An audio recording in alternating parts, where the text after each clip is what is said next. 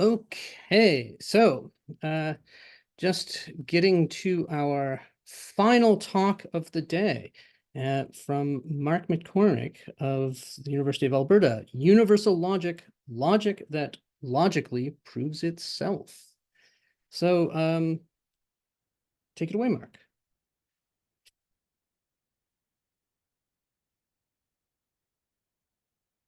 You have your, oh, you're putting up your slides. Okay. All right, guys, let me start here from the beginning. Thank you so much for inviting me to this uh, celebration of logic. This is one of the first times I've ever made a presentation like this, so I'm going to try and keep it to the 40 minutes. The presentations were excellent, so hopefully mine does some justice. I actually took the privilege of being last to sort of incorporate a few elements of the other talks into this one as we were going along. So some of my questions earlier were to help that along. But yes, my talk is a strange one. It's called Universal Logic, Logic that Logically Proves Itself, which of course has been a long-standing problem for thousands of years, since logic was formally invented, we think, by at least the ancient Greeks like Aristotle, with Plato forming the foundations and then Socrates doing some dialectical mastery to stop the sophists from using logic, from spinning the general public into circles and confusing them. So I'm going to try and show a modern version of how we're going to solve that problem for the first time, which might be relatively interesting to you guys. So I got about 2 minutes per slide. So Can I just ask you to go full screen because the letters are very small? I am full screen on my side. Oh, How do I go full screen on your guys's? I think no. it looks great now. Oh. I guess we're good to go. All right, if you guys can see the presentation, yes, we're going to try and show in the next 40 minutes. Excellent. Okay, we're going to try and show how logic logically proves itself for the first time in a few thousand years. And I'm going to be deriving this mostly off of the philosopher Hegel, who lived about 250 years ago. And he starts with the science of logic as his kernel on how to get into this universal kind of logic, which he gives Aristotle actually the credit of first defining into determinate form with syllogisms and stuff like this. But it has a lot to do with immanence, immanent logic, universal logic. And here's a quote from the start of his Science of Logic, his magnum opus, of which he said everything in his system and in history depends. Very audacious, but it goes into this idea that there is a notion, and he capitalizes the notion because there's two senses that he uses it. And one is this profound sense that it is objective, that there's this entity called the notion, and then we can think with the methodology of that notion. And it kind of works a lot by this dialectic. And everybody's heard a lot about, dialectic this, dialectic that. What is really dialectic? There's tons of versions of it. It's been around for thousands of years. There's Buddhist dialectics. But there's this genuine dialectical moment that he's referencing here at the very beginning of his masterwork with the logic. And he says that how ordinary people use dialectic is different from how he's going to use it. And it's very difficult for ordinary consciousness to use it. Even for like Plato and the great philosophers of history, they also didn't quite grasp this. Aristotle was the first to almost grasp it completely, but it's the difference between an external dialectic and true dialectic. One is externally applied, sort of like what Socrates did, where he kind of takes your argument and flips it into its opposite and shows you, oh, you're contradicting yourself, and then everybody laughs at you. And he says, this is kind of like an itch. You can see here where I have it highlighted. There's a way to do this where, some people just cannot resist being oppositionally defiant, and you can always twist an argument into a devil's advocate or something like that, and it's really annoying. But it can be very useful in science as critical thinking. The sophists, though, used it in a very abusive way, and that's why Socrates came and started showing them the way of this dialectic and a subjective dialectic. It's only him discussing it as a sort of conversational tool in human language. That's what externality is, though. Immanence is different. It actually is the content of the material developing itself necessarily out of its own concept of itself or its own notion. And so he says, this is really important to keep clear because no one has ever developed logic from this immanent standpoint. Most people end up in this nothingness where they end up in contradictions, just like these fine gentlemen right here. So what is the nature of this immanent dialectical development? Well, at first it looks like antinomies, oppositions, polarities. We know this very well. Kant was so intelligent, he almost broke out of this external kind of dialectic, but couldn't quite manage it. Same with Russell, Bertrand Russell, same with Wittgenstein, same with even quantum mechanics and how we're conceptualizing it today in its very paradoxical nature. One of the talks today was about quantum mechanics, so I'll thread it in. Kant reached the very limit of that subjective dialectic with this very brief moment in the Critique of Pure Reason, where he's talking about the unity of apperception judging its own self. And somebody earlier talked about how measure and judging and justifying measure is really the core of logic. And in a sense, it kind of is, except to Hegel, even judgment is too concrete to justify its own self to be a judgment. So how do you judge the judgment becomes another regressive loop, which we finally solve with universal logic. But Kant realized this contradiction that when the judging self judges itself, it already makes use of itself to do the judging. But where did the judgment come from? You end up in that self-reflexive loop and you bounce back and forth. And he said, whatever, he just dismissed it. He hand-waved it off as something not very important. Then Bertrand Russell comes along and does the exact same kind of thing, notices this self-reflexive nature of what Frege was doing with his kind of universal logic. And he discovered that, the universal set could contain itself. What happens if it does contain its own self? Well, then it also ends up in a self-reflexive loop of containment where it contains its own self, but then it can't contain its own self. Well, if it can't contain its own self, then it has to contain its own self. And it's the same kind of process. And then Wittgenstein gets to something similar as well with his language games, and he's showing that ambiguity and relativity of language is really the problem. And he's saying, look at this picture of an animal, and depending on how you look at it, it can look at first like a rabbit, or you can change the way you look at it into a duck. And he says that's the problem here we can never get out of, and it's because our language is relative to us. And that's another version of the self-reflexivity. And then in quantum mechanics, we also get into this where the subject collapses the object, but the object also seems to influence us because we're in an objective universe, not solipsism, right? And entanglement is this strangeness between particles that are closely entwined, but also happens between this subject and the object, where we actually seem to collapse the wave function when we measure it. And there's that word again. So this way of things, this inherent contradictoriness at the root of many systems seems like an element we can't get rid of. And this is what Hegel's calling the notion. It moves by contradiction. This is actually the truth of a system, a logical system, not an undermining of it. But there's two types of circles that trick us. And these are sort of the bad ways of sort of thinking about these circles that doesn't get to the speculative truth. And in this paragraph here, I quote Hegel again, saying how ordinary consciousness can only reach the form of antinomony and makes all the propositions one-sided and trying to keep them fixated, rigid entities, right? But he's saying actually they're ideal moments, and the true nature of consciousness, the logic we're already using, operates by this notion automatically, but we're fragmented and broken, which is why we can't solve our logical puzzles, get out of antinomous thinking, which is ordinary thinking, and get into genuinely logical thinking, which is speculative thought. This is why to Zeno, who's the ultimate dialectical master, Hegel said, he's the moment where it came into history, contingent history.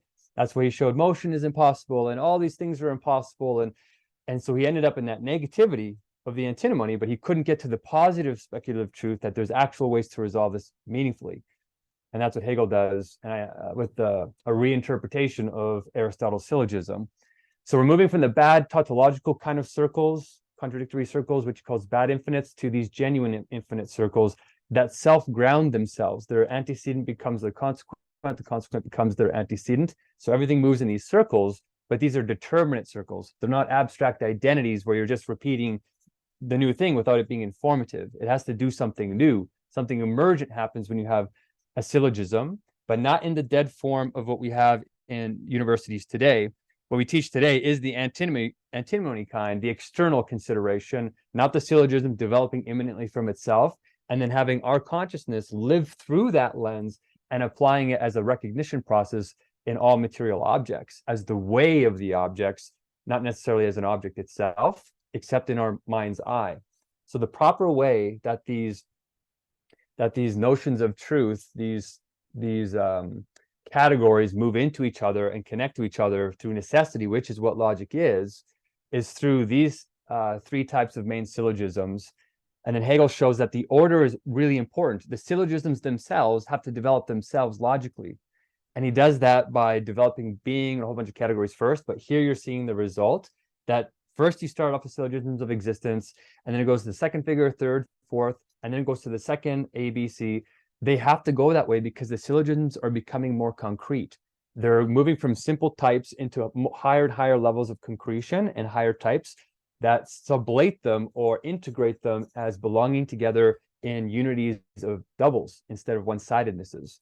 So they're clear and distinct, but they also belong together at the same time, forming new entities in spontaneous couplings. So this is what comprehension was really supposed to be about. That's why Aristotle held it so high. It's beyond correctness, and it embraces this concept of opposites in the proper circles. So now we can ask, okay, the talk is about, okay, well, logic itself then, Mark, you're using this word logic. Where are you even getting logic from? Derive logic then. What is logic, a circle? Is it a bad infinite circle, or is it a genuine infinite circle?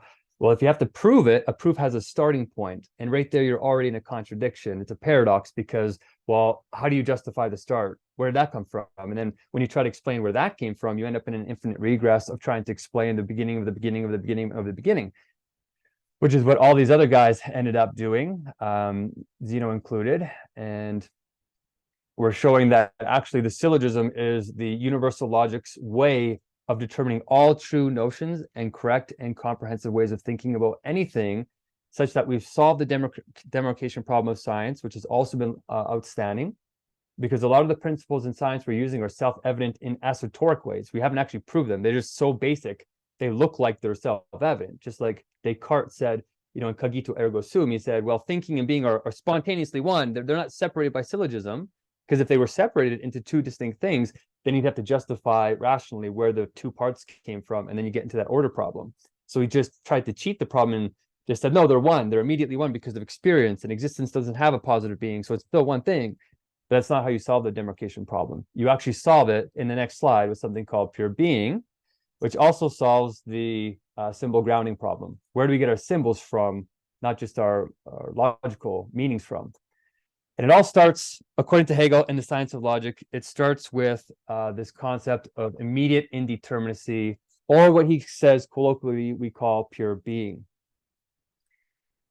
So how do we get to this pure being and justify this as the beginning of logic? How is this presuppositionless? How does this not have a beginning before it?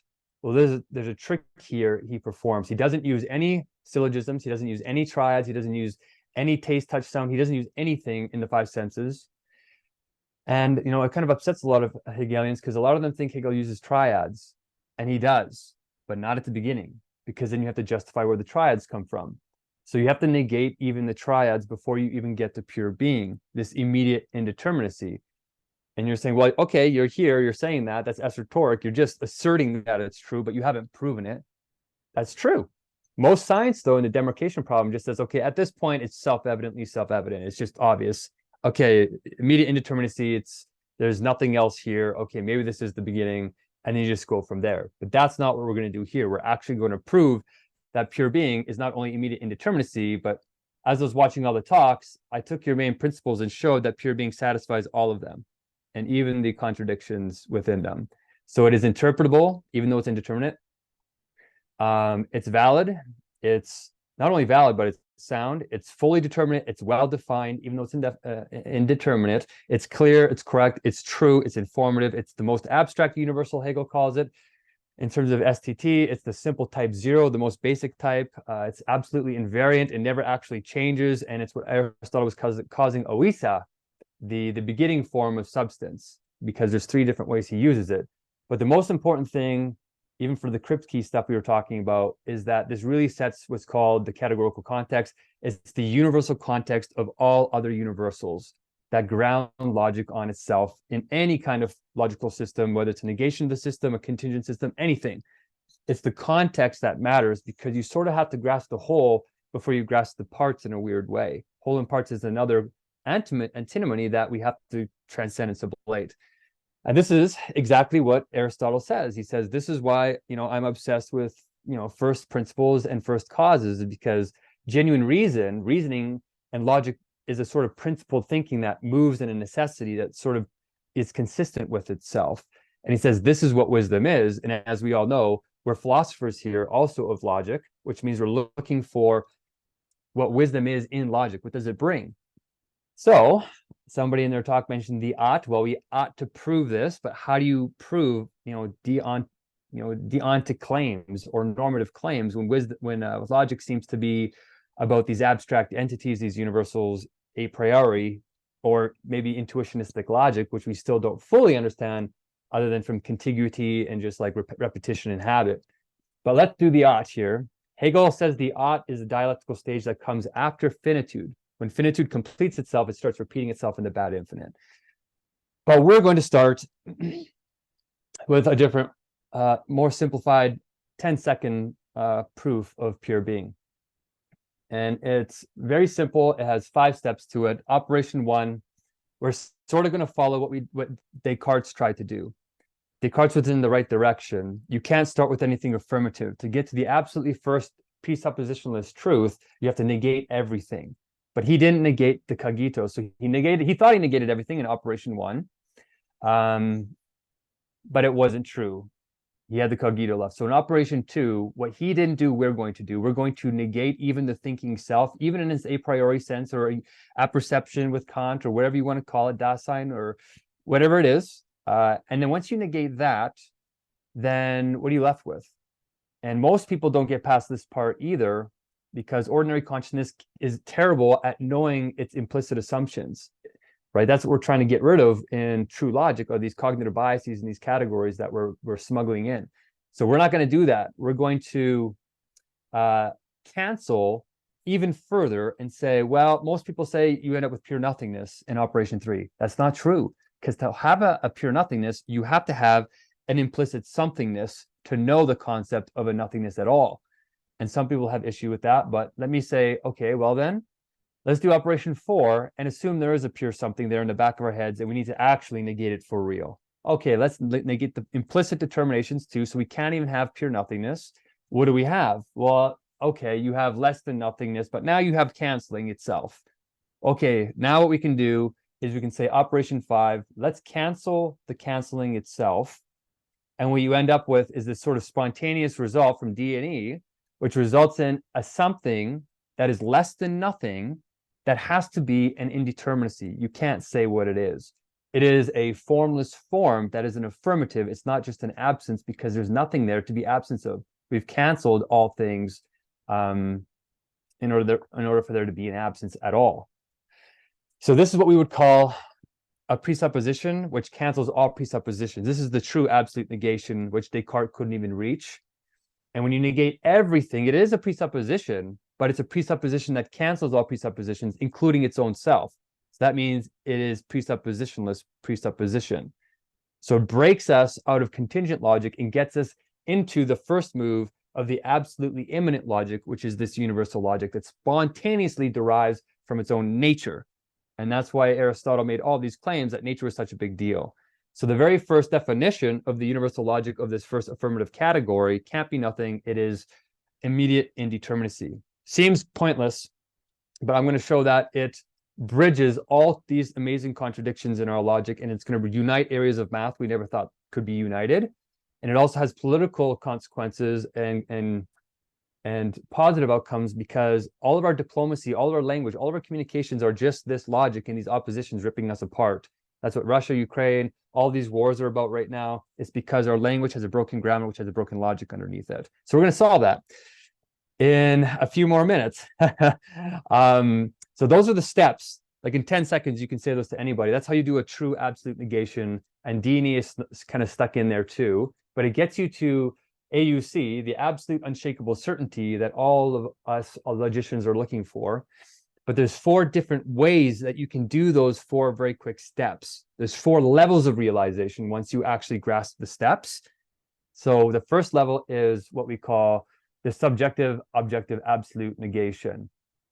And this is what Descartes tried to do. But he didn't reach immediate indeterminacy. He didn't reach the true ground of truth. He ended up at the cogito, and then he just didn't derive where the cogito came from. He caught again this self-reflexivity that, you know, Wittgenstein and Kant with the self-judging itself, and with Bertrand Russell with the settle. He grasped that same notion. That's what the cogito is, but he didn't get past that. So you can try and do this and get to level 1, and that's where you'll end up. So that's not the full proof. That's what people think is the proof so far. That's the best until this point. So we're just making that clear. That's level 1 of where people thought truth laid. But we're saying that not only is it not the right form, it didn't even get to the right place. So it's wrong on 2 accounts, in form and in content. So we're going to go one step further. That's level 2. And we're trying to say level 2 is the subjective absolute negation. So this is still in your head. And if you look on the screen, I have little pieces of, you know, little head things on the side here. I don't know if you can see the really light one, but there's a head in the first one and there's a head in the second one, because these are happening in your mind. You know, this is an objective transcendental out there. This is like the intuitionistic thing. We're doing this as a thought experiment in our heads. It's a subjective absolute negation that we're doing in our heads for experimental purposes. A thought experiment, maybe, as Einstein might say. And you know what? In this level 2, we get beyond Descartes and we actually do reach immediate indeterminacy. And we negate our implicit biases and all that. We reach it, but it's only in our heads. That's what we just described. Okay, so now that's level 2. Now level 3 gets a little bit more profound. And I have this black silhouette of a head here because it's an emptying. This is where we start to get into the weird religious stuff, the mystical stuff. But now we can put into scientific form for the first time and make it into a logic that we can teach.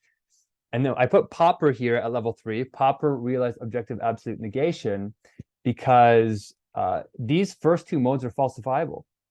We know the wrong way to do this absolute negation. Descartes did it.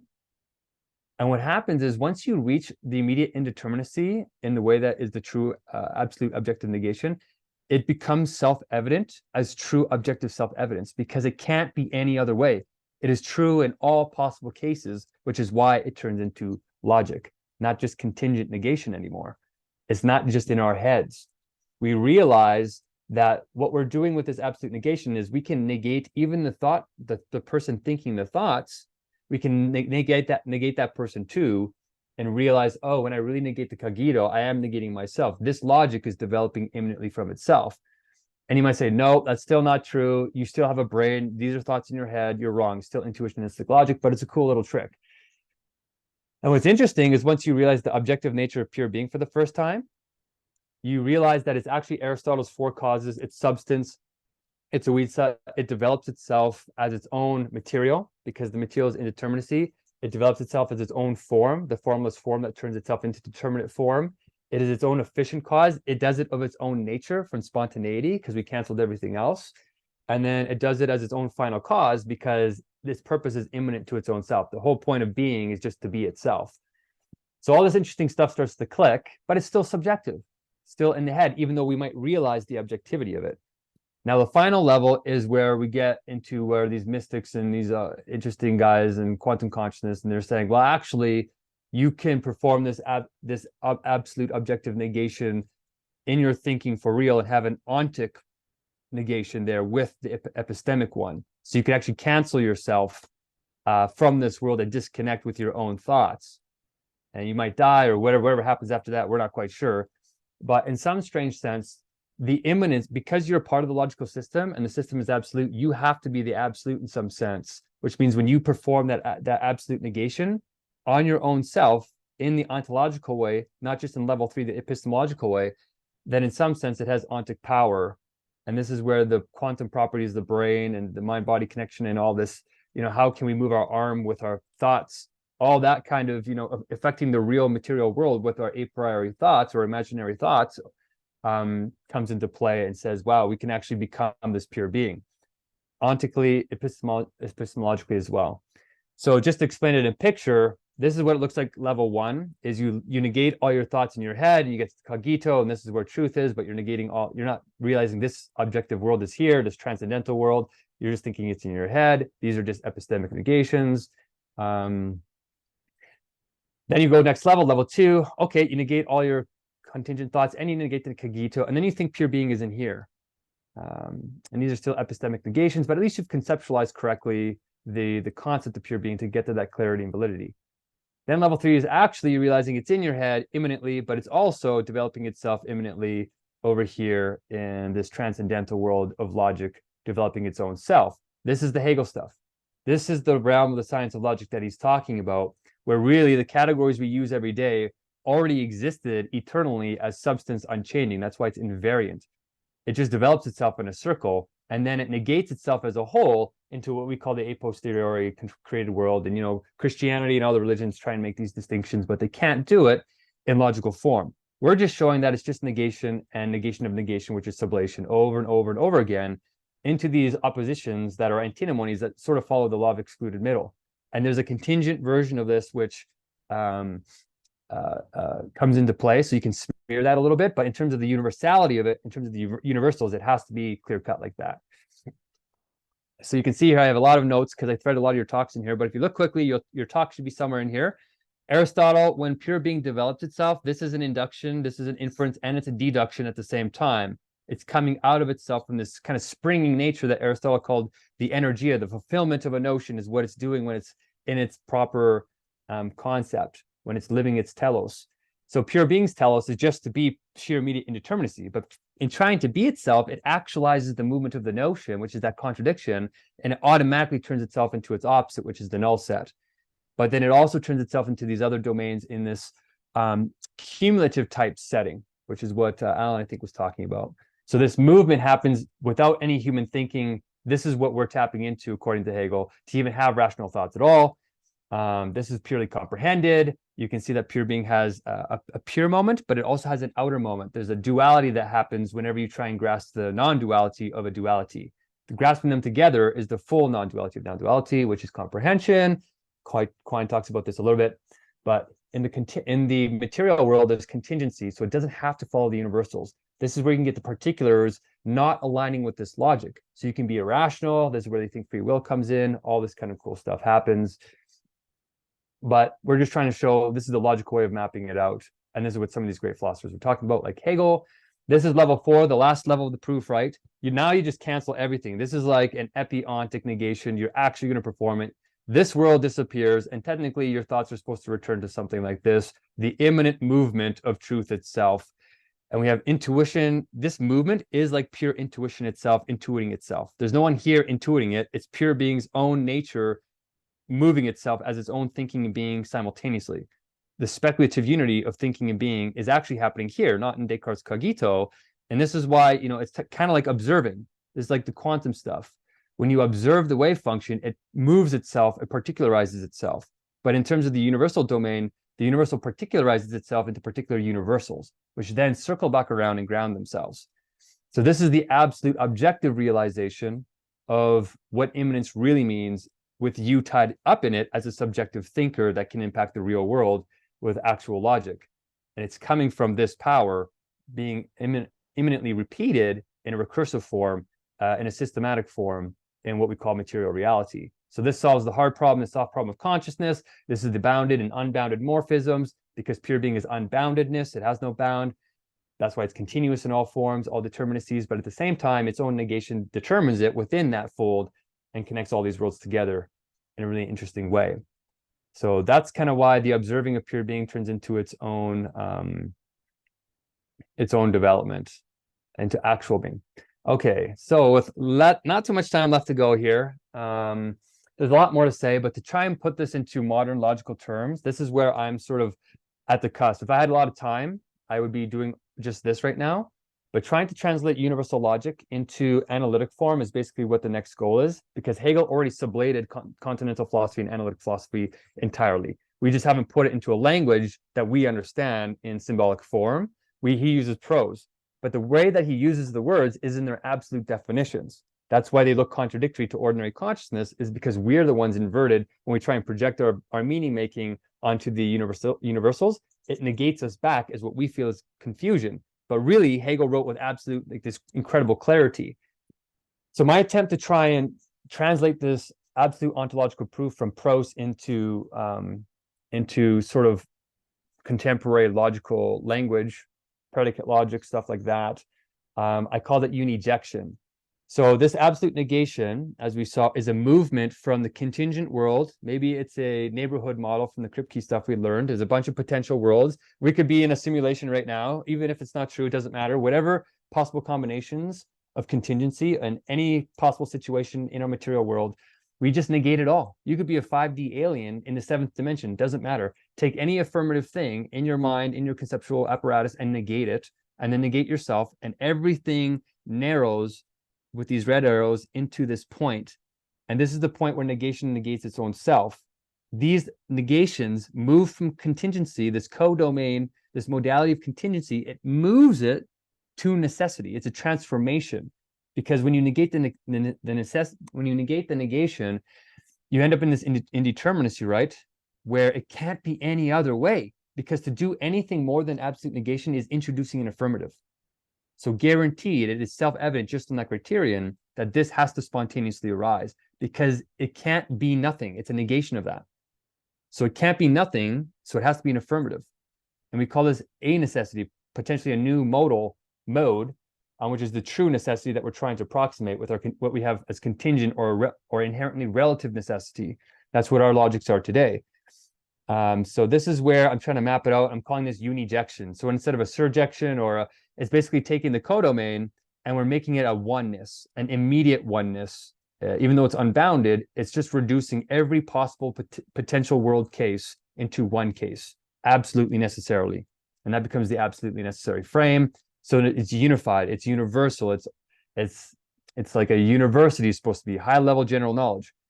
This is the point where that happens. I call it unijection. There's a bunch of information there if you're interested. There's Garden of Eden stuff. A bunch of religion kind of comes in here, and this is what they were trying to approximate.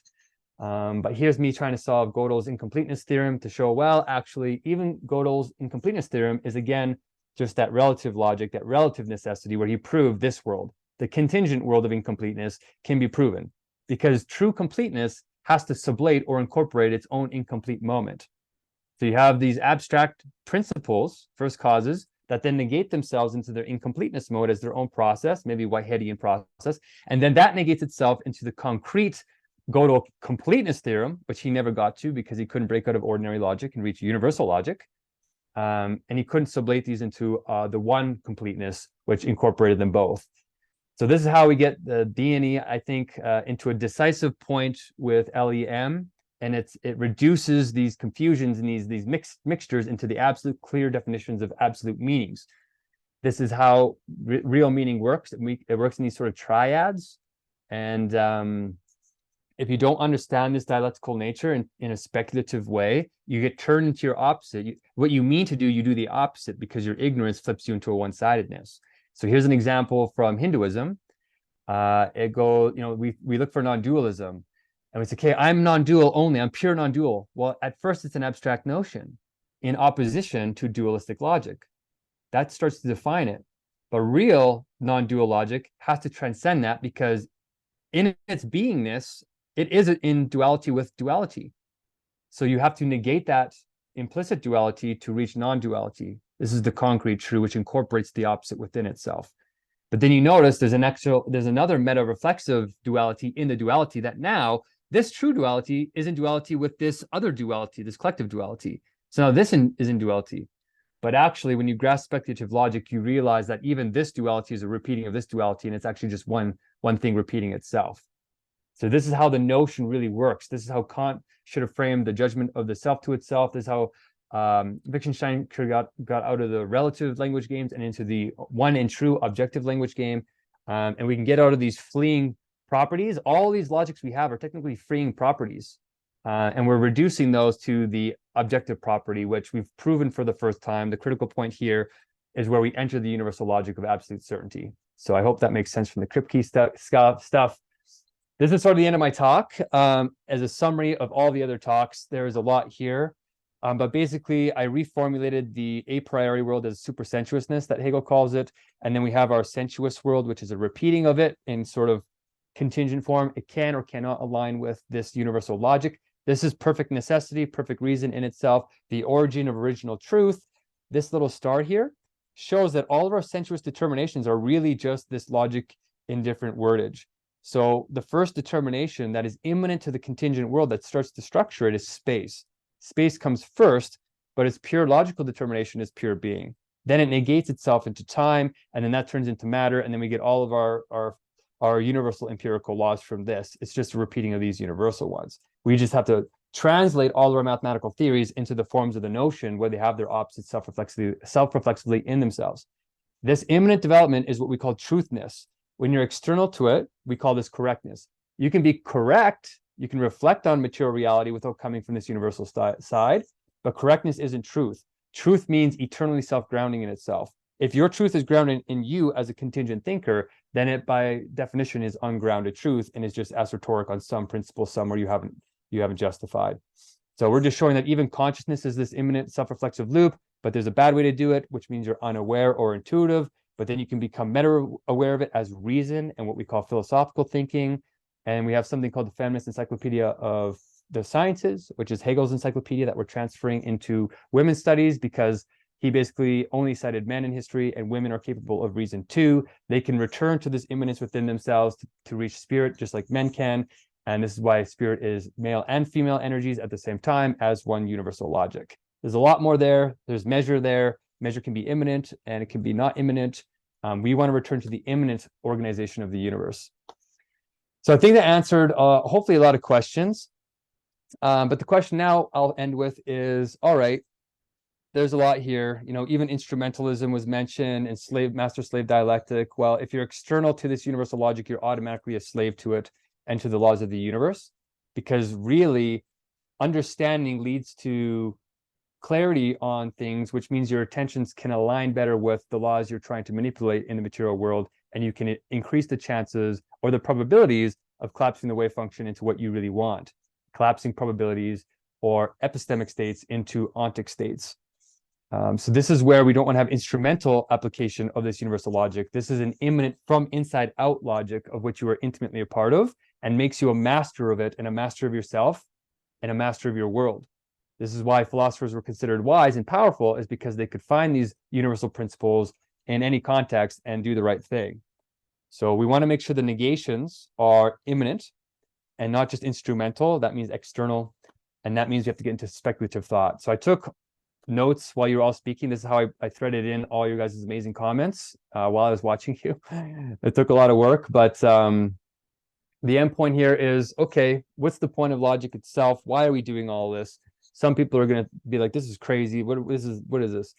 For me personally, I think we're in a mega crisis right now with this meta crisis and poly crisis. The meta crisis is a crisis of meaning where we can't understand each other and trust each other enough in a oneness and that universality to actually work together quick enough to generate material solutions to the poly crisis, which is how to get an AI to align with us, to care about our being and not destroy us in some kind of paperclip, you know, recursive problem that has no humanity in it, or CRISPR, this mega separation and stratification of humanity where our technologies are so powerful that those who have them become basically a different species compared to the rest, solving, or, you know, aging, all this stuff. We have World War III brewing, hopefully not with nukes, on 3 different fronts.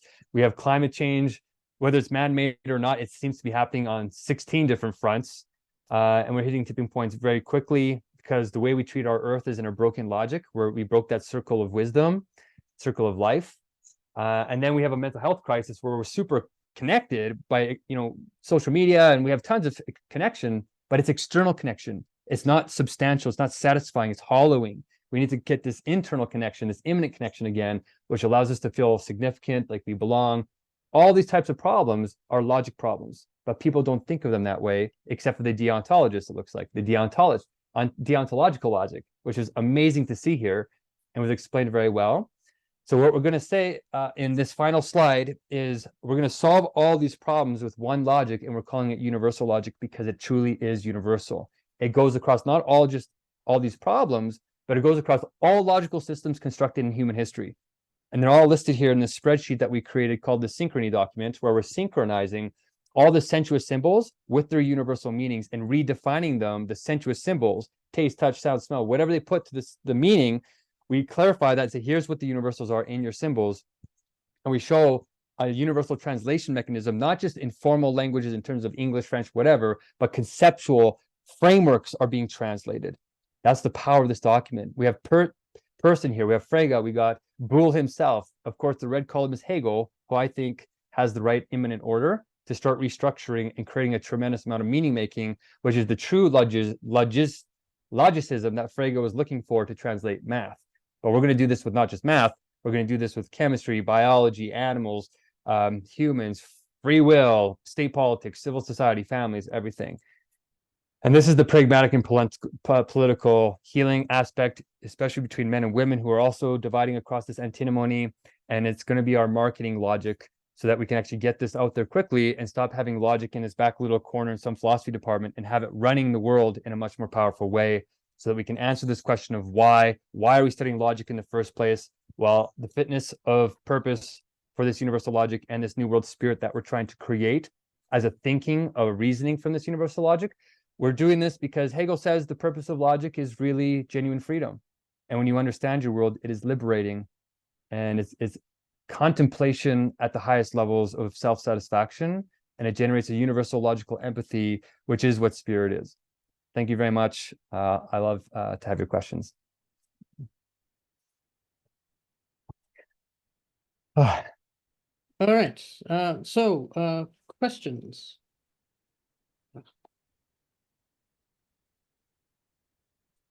Nicholas? Yes, so I'll start with the very last thing you mentioned, because about the relationship between the study of logic and genuine freedom. When I teach logic, I always make that case to my student that there's a reason why logic's been part of the liberal arts curriculum for so long. Liberal arts, is supposed to be about the skills that a person needs to have in order to be free. But I always feel like, okay, I tell them it's necessary to acquire some level of logical proficiency to truly be able to think for yourself and be free. But I don't think it can be sufficient. But you seem to suggest that it can be enough. So how could it be enough to just study logic and have all the tools to exert your freedom? This is a great question that I was asking once I got to about 1,500 hours into Hegel's Science of Logic.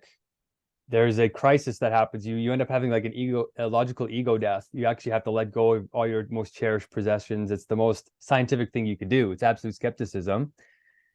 And when you do that, you sit there and you're like, okay, pure being, now what? Immediate indeterminacy. You can't say anything about it. It's like the Tao. It's like the minute you can say what the Tao is, it's not the real Tao because it's determining it, right? It's making it finite.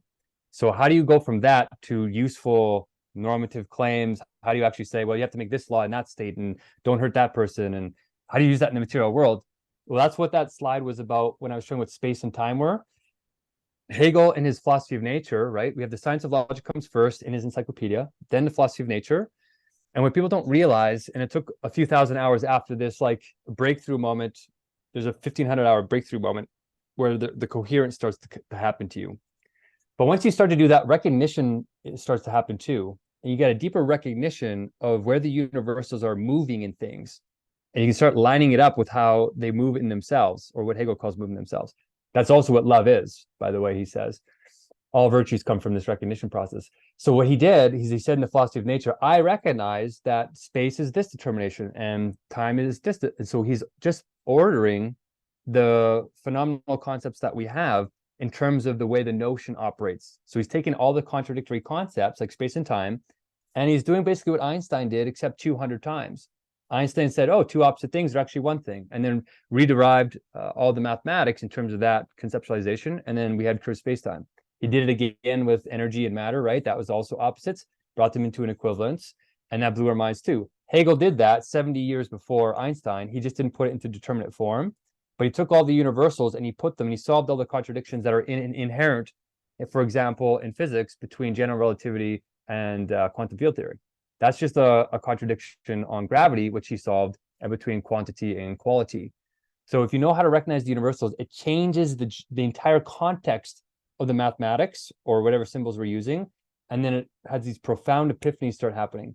So that's going to happen in politics too, because the way we perform diplomacy is also logically based, right? For example, right now, the war between China and Taiwan is probably between China and the United States over the ideological categories of capitalism and communism. Those are a contradiction that hasn't been sublated or resolved truly since the Cold War. So the negations between them are going to force them to try and separate and nullify, or transcend and sublate into a new emergent quality. Can I ask a sort of follow-up? Sure.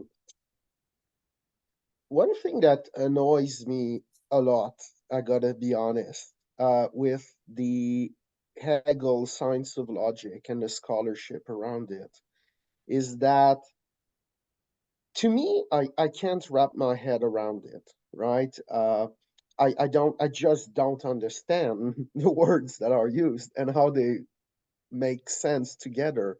Uh, and then often the type of answer I get when I start asking questions about the meaning of those things is I get answers that are very much like what you were saying, say, about Descartes or Gödel, that they just couldn't get rid of such and such, or they couldn't overcome such and such. And just like you just said, basically, it seems like you just need to have this epiphany, right? And that's very typical of German idealism, to have this sort of cult of genius, right? That has the great epiphanies that normal people don't have. And to me, one of the great things, one of the things that I've always loved about standard logical curriculum is that you don't need to be a genius. You don't need to have epiphany. You just need to put in the work. And is that not a profoundly elitist thing where the answer is always like, okay, if you don't understand, that means you don't have what it takes? That's half true and half true. So what I It mean, has to be half true, half false, right? it's half true, half false, because I think real, genuine philosophy stopped with Hegel 250 years ago, and what we've had is postmodernism as the negation of the whole thing. Like, you had Hegel, and then all of a sudden you just had the analytic philosophers start up with postmodernism to deconstruct. But now we're in this crisis where we need an affirmative, or else we're going to destroy ourselves materially and mentally. So we're being forced to try and look for, what did we miss here? And I think the first cause of the mess we're in was that we didn't understand what these guys did, because the humility of Hegel is that he's not just himself. Hegel rose to the summit because he actually studied all the major philosophers before him in the history of philosophy, from Parmenides straight up till Schelling.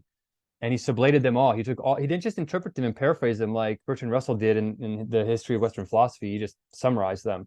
He actually comprehended the principles, the logic in them, and sublated the universal principles in them that transcended time. So he distilled the timeless truths of them, which is what philosophy is supposed to be about, and then connected them together over contingent space-time. So he took the sensuous eternal time, the present, the timeless time, and he connected it through the contingent events of human history. And this was a very difficult thing to do, because you have to surrender to somebody and actually take them seriously, not placate them, actually find that principle, meet them on their ground, so that immanence happens. The real truth, the limit of the system, will come out on its own if you just bring it to its logical conclusions, right? And then you go to the next system. And so these philosophers have been transcending themselves in a sort of elitism, but it's also because they did the work. Ordinary consciousness starts off very sensuous, but it's very pure. So a child actually could probably learn the universal logic faster in its speculative nature, which is very hard for ordinary consciousness to grasp, because we want to think in this and that, or in this, but the simultaneousness of the opposites is the hard thing to grasp. That's the genius moment that requires no genius. You actually have to do less to get there, because all you're doing is context setting. And a baby has that context as pure being.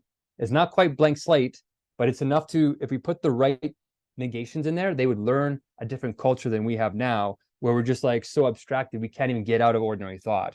So yes, it's going to take some work. It is the top of the summit. And that's why we're saying that this is worth, I think, all the logicians in the world, it's worth taking this seriously and very quickly, because if we don't start thinking this way, these material crises are going to make it so we might not be able to continue in the way that we are now. And that also it's achievable. So in religious consciousness, this logic has been going forever. Jesus was doing it, Buddha was doing, all these guys were doing the universal logic. But Hegel says there's 3 moments of absolute spirit that embodies or forms that expression. One is art, one is religion, and the other one's science or genuine philosophy. And he said he just translated it into the form of science, which is systematic instead of spontaneous enlightenment, which only happens every couple hundred years. So now what we can do is we've parsed the universal logic into 200 step categories, simple types. So we can teach it in a stepwise way. So we have a gradual enlightenment happening that can be much easier for people who are in ordinary consciousness to actually realize this greatness is in them. So it's a very beautiful sublation of elitism and sort of universality and egalitarianism, and getting somewhere that we can all understand together if we do the work. And that's what I'm inviting everybody here to do, because it's basically the essence of love too. It makes life worth living. I hope that makes sense to you. The epiphany point too, everybody can reach that. How I reached it was that I didn't, if you are curious, what you have to do is don't stop at a part. I forced myself to go through the whole system 11 times. I didn't understand anything for 1,500 hours, not a single word, nothing, because the words are flipping in their opposite meanings. And what it does is every time you think you got it, it'll flip, and that negates you, and it's painful to our egos. So once you go through the system 11 times, you get negated so much, you literally have an ego. Like every concept you thought you understood, every single word, every self-evident proposition, everything suddenly is up in the air. Like it actually unhinges. And then all of a sudden you have the power to realize a real insight, and you get to this coherence. So that's the context of pure being. That's how you get there. That's why he wants you to read it. He protected his holy word, unlike the Bible, because he prevented you from edifying it. You can't read Hegel and think you know Hegel if you're in ordinary consciousness. That's why he forces you. It's a brilliant way to write. It forces ordinary consciousness to say, I don't understand it, and stops pretending like it does, even though it does anyway. But we need to return back and actually do the work and give that man a chance, because I think he has the answer to basically all of our problems.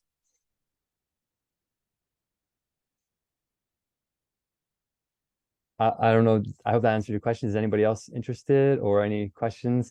Also, I'm sorry for blabbing so fast. I lost like 10 minutes in the beginning from the whole, and I just came off of a 21-day hunger strike yesterday. So I'm still recovering, because I'm trying to get this universal logic out in terms of deontic, like in terms of political realities too, and into universities worldwide. So sorry if I mumbled a little bit. All right. Are there any remaining questions? No, okay. Well, thank you very much, Mark. Yeah, and this brings us to the close of World Logic Day 2024. And yeah, we'll see you Can I in a year's jump time. in so that we can all thank you for organizing that this year again? We all need to thank Gilman. Well, it's getting slightly easier every year now that it's sort of, I've got the all of the infrastructure set up. So yeah. So we'll then calibrate our thanks. They were greater last year, greater the year before. They'll be slightly less next year. Exactly, right? Eventually it's just going to become by route, and it's just like eventually it'll be like, Gilman, you've dropped the ball this time. Even if it goes off without a hitch. Anyway. Great. All right. Perfect. Thank you, everyone.